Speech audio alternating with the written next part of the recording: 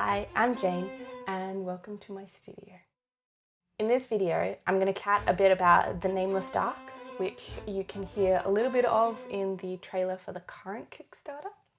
I'm going to chat about a few scenes in Volume 2, so if you're not down for spoilers, I would recommend reading the comic first, and you can do that in the link in the description of this video. So I wrote this track 2 years after the first one, and it was really interesting to come back to the music with an eye of creating more. I really enjoyed the sounds and the themes I'd set up in the first track, so I was really keen to play around with them some more. But I was more interested this time in using non-virtual instruments. There are definitely artists that do amazing work creating all of these sounds from scratch, purely digitally, but I really have come to appreciate more and more that I really like the chance to play with something to feel out its sound. I feel more able to improvise, more free, and more like I can catch those unexpected moments. This is something I really feel has developed in my playing and my writing from working with the Music Box Project, which is a collective I play with in Sydney. And it's really nice to feel those threads weaving together from different areas of my artistic life. So to this end, when I wanted a new percussion sound in this track, it was about finding objects around my house that I could play with. I had a couple of starting points for this track, which were really just the seeds of ideas to start playing with and seeing where they took me and what came out of them. For this track, they were the bars of Unlil's Cage, the spiral bridge to Sorrow, and Sen's training montage. The first starting point was this incredible gut-wrenching scene with Unlil in the cage and Sen speaking her sentence over and over. The idea of the cage and being free or being lost is really like ideas and symbols that run through this part of the comic, so I really wanted this to be a big part of the music. Sen's words start merging with the bars in this really emotional and surreal way. And when Unlil talks about still feeling the bars, still being in the cage later on, to me this really meant still feeling the words of her friend. So I figured I could go in two directions with this. I could follow this idea of the words being the bars of the cage, or just get some bars. In the end, I decided to do both. So I memorized Sen's lines while I was doing a bunch of painting, and this was just really good for getting this feel of the rhythm and the cadence of the words. It meant when I started playing around with it on instruments, I could really just feel out the rhythms rather than starting and stopping to copy from a script. Unlil,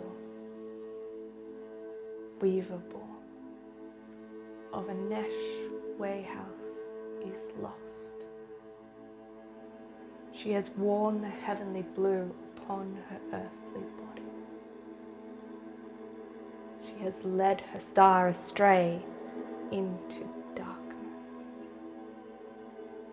But the summon will not let its light be lost. Caged, she cannot wander. Her star is safe. So she shall remain until the stain has faded. I tried playing it on a piece of pool fencing first, but the sound wasn't really hitting the spot for me. I got tired of it really quickly. I found an oven rack that I had kept from our old oven, and I strung it up on our overhead camera rig. The real magic happened when I put a contact mic on it, and I could hear all of these lovely variations from different parts of the rack. It meant I could really play around with this kind of flow of the words. Unlil, weaver born of a Neshway house is lost. She has worn the heavenly blue upon her earthly body. She has led her star astray into darkness. But the summon will not let its light be lost.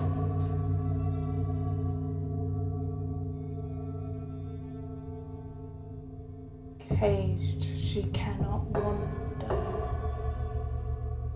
Her star is safe. So she shall remain till the stain has faded. So from there, I was really playing around with the rhythms, and I started repeating the cage she cannot wander, cage she cannot wander, cage she cannot wander, cage she cannot wander, cage she cannot wander, cage she cannot wander. And the rhythm of the strings really emerged from that. I had this really vague but firm idea that I wanted this strong string gesture with space in between. So I knew I wanted something like this.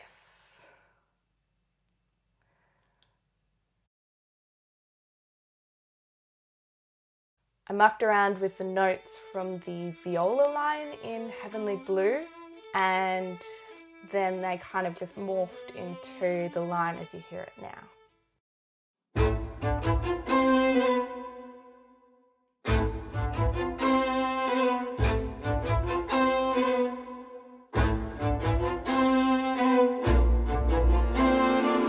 From there, I was really playing around with the tune on top of that and seeing how it would evolve with this new rhythm underneath.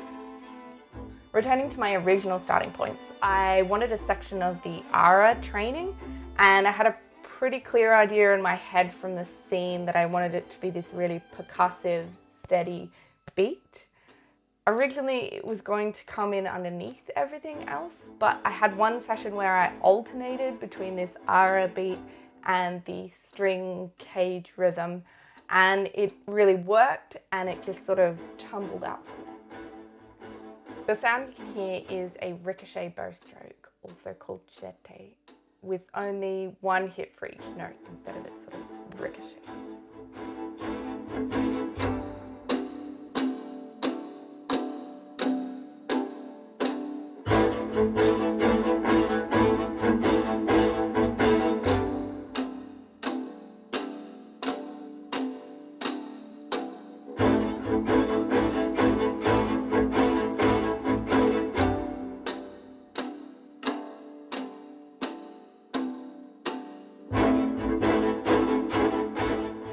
I also really wanted to do something with the bridge to heaven, something that was sort of in this shape. I used the notes of the main string loop as a guide for each part going up. At this point I realized I actually missed the last line of Sen's words in the beginning of the piece. May the heavenly perfection of sorrow light her path.